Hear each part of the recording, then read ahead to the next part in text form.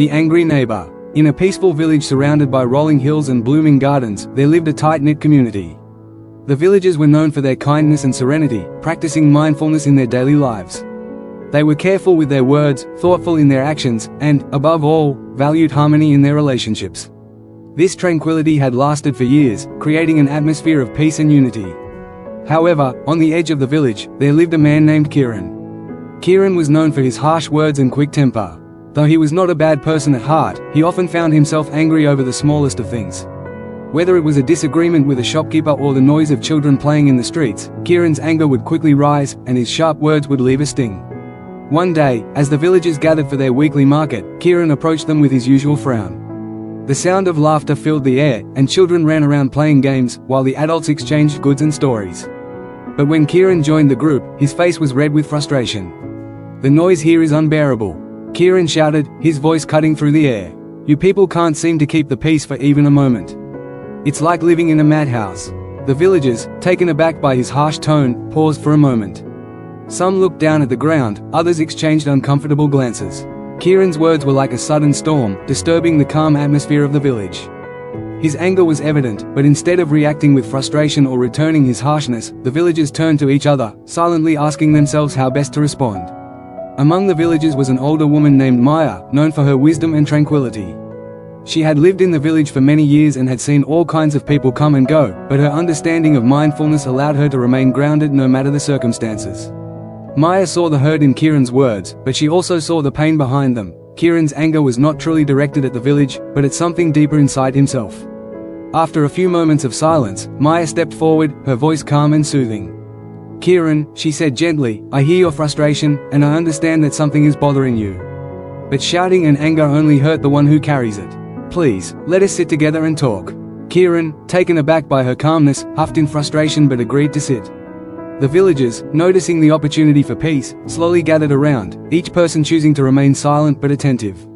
They knew that this moment was a chance to practice mindfulness, not only for themselves but also to help Kiran find his own peace.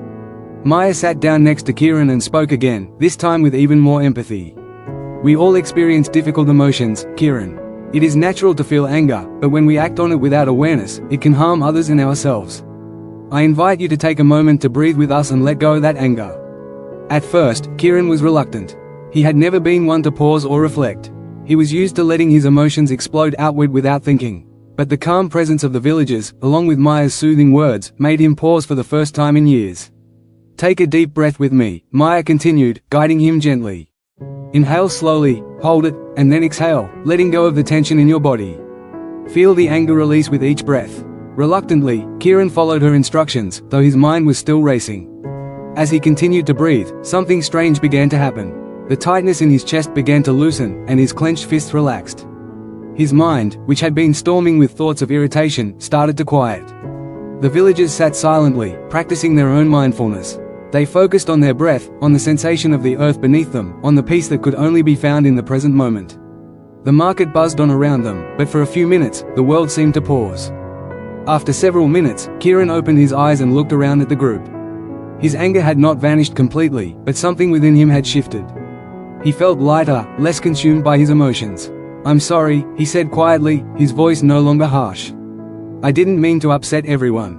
It's just, I've been carrying so much anger for so long. I never knew how to let it go." Maya smiled kindly. "We all have moments when anger rises within us, Kiran. It's not wrong to feel anger, but it's important to recognize when it starts to control us. Through mindfulness, we can learn to respond, rather than react.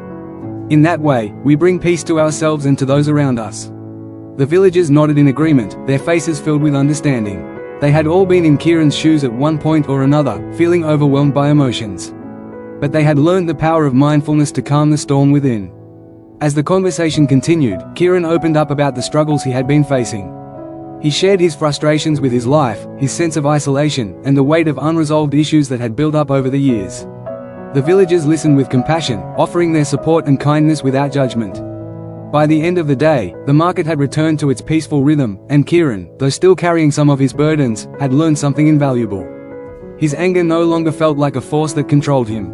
He had experienced the healing power of mindfulness and connection, and he knew he had the tools to find peace in his heart. From that day on, Kiran made an effort to practice mindfulness in his daily life. Whenever frustration or anger arose, he took a moment to breathe and observe his emotions. Over time, he became more patient and less reactive. His relationships with the villagers improved, and his life, once filled with anger, became one of greater peace and understanding. Moral of the story: when faced with anger or harsh words from others, responding with mindfulness can transform a potentially destructive situation into an opportunity for healing. Just as the villagers used their calm presence to help Kiran find peace, we, too, can choose to respond with understanding rather than reacting with frustration. Anger harms no one more than the one who holds onto it, and through mindfulness, we can find the freedom to let it go and embrace peace. Thanks for watching. If you found this video insightful, don't forget to give it a like, share it with others who might benefit, and subscribe to the channel for more valuable content like this. Hit the bell icon so you never miss an update. See you in the next video.